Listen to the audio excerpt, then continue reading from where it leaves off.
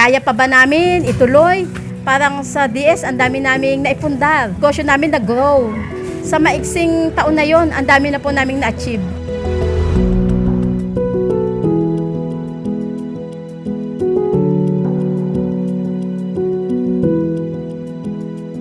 Ako po si Annalyn Angeles del Rosario, 47, taga Santa Rosa 2, Marilao, Bulacan. Nung ako'y bata pa po talagang hirap po kami sa buhay. Halos ang naging kabuhayan po naming magkakapatid, ang nanay ko nangangalakal.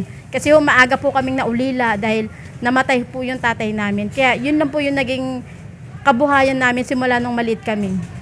Meron po akong 3 anak na ang edad po niya ay 28, 27 at 21. Opo, 2 po yung napagtapos ko. Isa po ay nag-aaral pa po. Isa pong computer, isa naman po seaman, isa naman po seaman din po. Halos hindi po naging sapat yung mga kinikita namin kasi halos lahat po to napupunta sa mga bayarin, sa mga kulang pa po. Nung una po ang negosyo namin, sinubukan po namin magsamalamig, fishball. Malapit po kasi sa basketballan yung bahay namin. Kaya po, naudyukan po kami nung isa naming kapitbahay na ba't di daw namin subukan magtinda-tinda. Kakanin po sir, pagawaan po. Limbawa, pikutsinta, mga pinipig, bikos, pinsapin, kalamay, suman. Iba-iba pong klase. Sa bahay po namin, nagtayo po kami ng gawaan. Kasi nung nag-start kami, 2010. Then pagdating po ng 2014, nakabili na po agad kami ng lupa. Tapos pagdating po ng 2016, nag-start na po kaming nakapagpagawa ng bahay. Kasi nung time na yun talagang hirap na hirap po kami Talagang halos napag-isip namin na hindi po sumasapat sa pamilya namin. Talagang wala po yatang nangyayari. Yung nag-start po kami mag-business, yun po palang pinaka the best way para sa mag-umpisa. Dumating din po kami sa mga naubusan kami ng puhunan. Pero hindi ho kami sumuko.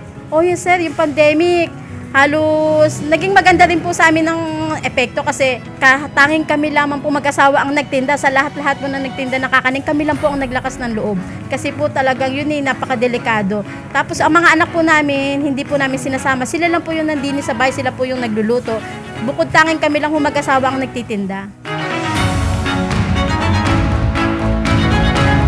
Marami po sila kasi mga natulungan ko rin po sila kasi mga estudyante po sila Hanggang sa umabot po sila ng 10. Ngayon nakapagtapos na po sila ng pag-aaral. Opo, meron din po, nabigyan po rin namin sila ng kanilang sariling kwarto. Para hindi na sila umuwi sa kanilang bahay. Yun para sa ikagagaan din po nila para hindi na nahihirapan araw-araw umuwi. Meron po kasi kaming mga 8 pwesto na iba-iba Nagpapadala po kami doon. Bukod pa doon, meron din kaming mga reseller na sa iba't ibang lugar din kumukuha sa amin. Nung una pinakilala po sa amin siya ng kapitbahay namin. Tapos sabi niya, ate, ba't hindi mo siya itry? Subukan mo muna kahit sa maliit na halaga para matry mo yung kalidad. Sabi ko, sige po, hindi po ako nagdalawang isip, tinay ko po ang DS. Nung time na nag-down po yung business namin, nangutang po ako sa ibang mga lending, Bombay, nasubukan ko po yan. Pero nung makilala ko po ang DS, napakaginhawa po sa amin. Halos unti-unti po natatanggal na po yung ibang mga items sa pinagkakautangan namin. Hanggang sa dumating sa punto na DS na po ang natira. Kasi ang DS sir, parang gumaan po ang pamumuhay namin sir Parang sa DS, ang dami naming naipundar. Yung negosyo namin nag-grow. Kaya po, ang DS, hindi ko po iiwanan hanggang sa huli. Kahit sir, medyo bago, 2022 po ako nag-start. Pero sa maiksing taon na yon, ang dami na po naming na-achieve. Nag-start po ako sa DS, 15K. 15K lang po kasi trinay ko lang po talaga siya. Hanggang sa dumating na sa puntong nag-120,000 na po ako. Hindi ko po akalain na kayang-kaya ko na pala siyang bayaran kasi nung unang po natatakot ako Pero hindi po. Malaking halaga po pero hindi po pala, kaya po pala kasi magaang po siya.